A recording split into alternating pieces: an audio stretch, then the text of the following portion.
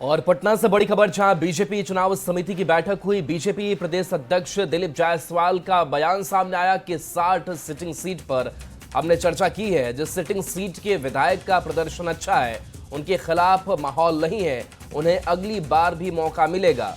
कुछ सिटिंग विधायक के खिलाफ माहौल है तो उस पर भी गंभीरता से विचार होगा। महिलाओं और युवाओं को प्राथमिकता दी जाएगी।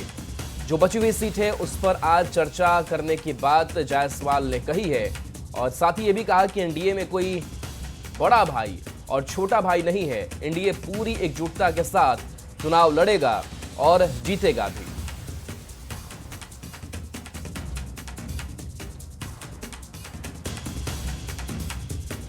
तो देखिए, खास करके जो 60 सिटिंग सीटें हैं उस पर मंथन किया गया है और बताया जा रहा है कि जो बाकी बची सीटें हैं उस पर भी मंथन किया जाएगा। लेकिन दिलीप जायसवाल ने ये इशारा किया है कि जिन्होंने अच्छा काम किया उनको टिकट फिर से। बयान सुनाते हैं।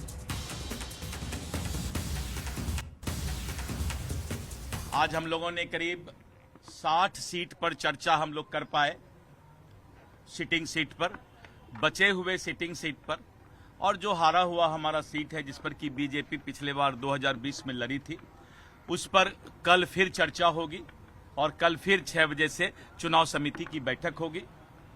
आज 60 सीट पर चर्चा हुई है। जो हमारे वर्तमान विधायक हैं उनके परफॉर्मेंस पर और वहां से जो लोग संभावित उम्मीदवार ने अपना इच्छा जाहिर किया है उन लोगों पर भी चर्चा हुई है। ने टिकट में तो हमारा 3-4 तरह का क्राइटेरिया है।